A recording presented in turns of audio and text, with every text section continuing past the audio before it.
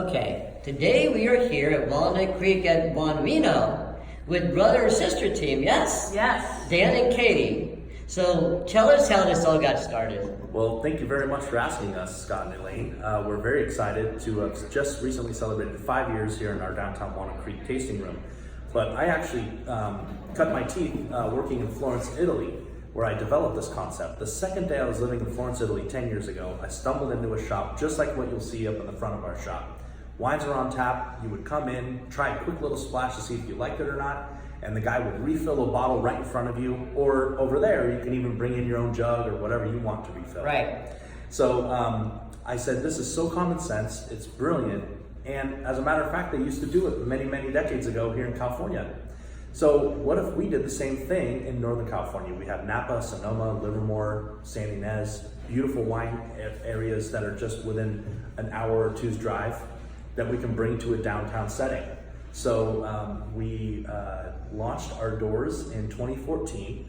Katie was actually playing professional basketball in Australia at the time. There you go. And the minute she landed, I said, "You're hired, and let's get to work." So it's been an amazing journey so far, and really trying to bring the Napa Sonoma wine country tasting experience with the local neighborhood wine shop, with fantastic wines at a fraction of the price because we can bottle it on demand. Right. So you both go to the vineyards, you go to Napa, Sonoma, San Ynez, and you go to the winemakers Yes. or the vineyards and say, hey, I want to use these wines. Yes, And so then you bring them down here. absolutely. And then you go through, we'll talk about this later, you'll show us that. You have your system, the proprietary system, we won't talk about that part of it, but how you do this. So how well has it been received? It has been so fantastic.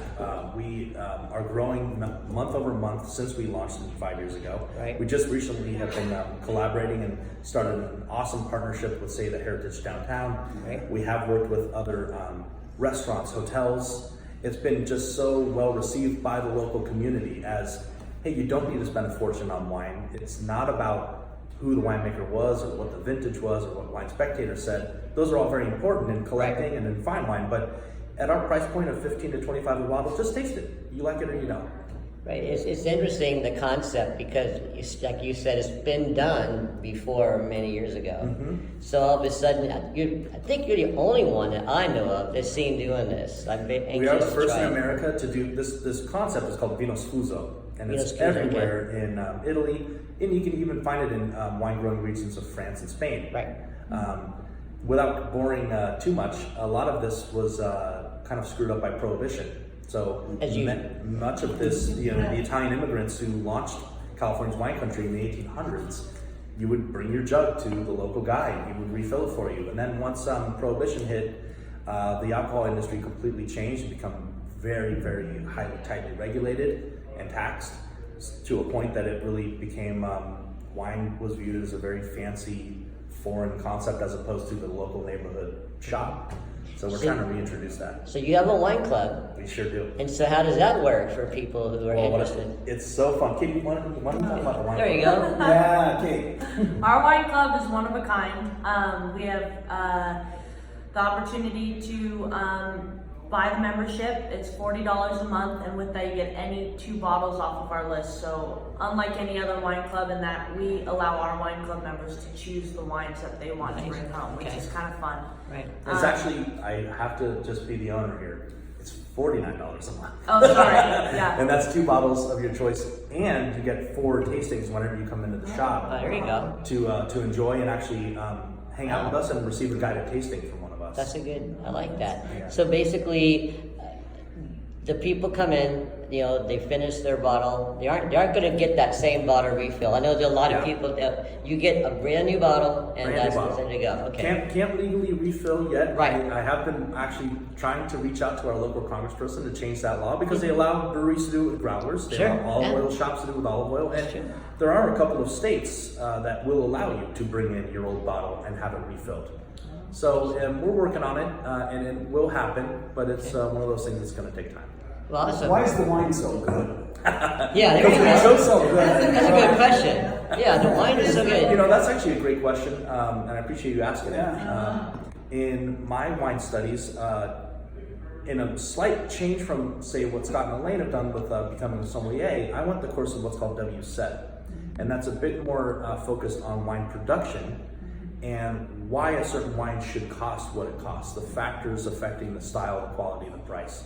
As opposed to, say, a sommelier who also has sensory evaluation and can tell you why a wine should cost what it does, but along with a lot of the regional differences of wines and nuances that are specific to, say, a vintage. For us, we will sit down as a team. We'll get, say, 20 samples a week from various wineries throughout California. We'll sit down as a team and we look at the wine, we smell the wine, we taste the wine. And as we're doing that, we're going through a WSET checklist. I'm sure sommeliers have a similar concept.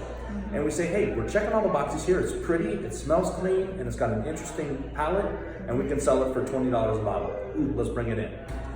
So But that could have been a wine where they were charging $60 a bottle. Some of these wineries, and it's very sad, you'll see, say they only release 600 cases a year because they command that high of a price. Yeah. Well, they had 1,000 cases. Yeah. So some wineries will dump it down the drain. I've seen them do it. Some wineries will blend it into a cheaper blend.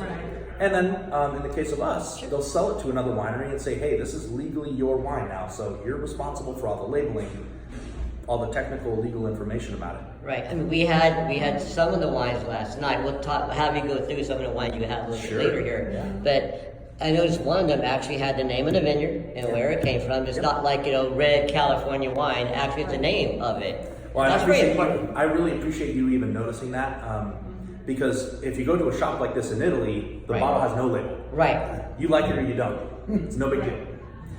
What's really unique about us is we're bringing you Napa Valley Pinot Grigio for $18 a bottle. Wow. We can source a Dry Creek Valley Zinfandel for $20 a bottle. I mean, that's a big deal if you are somebody who is interested in wine. But even if you're somebody who's a novice to wine and doesn't really understand the hubbub, that's what's so fun about the tasting up in the front is, hey, taste it, look at it, smell it, experience it, let's talk about it, and why do you like it or why don't you like it? So it hopefully guides people to maybe making a better informed decision, and especially as you get into the world of wine, it's never ending. Oh, I love it. Well, now that we've known that the history of it began, we'll take a little bit further. Yeah, that's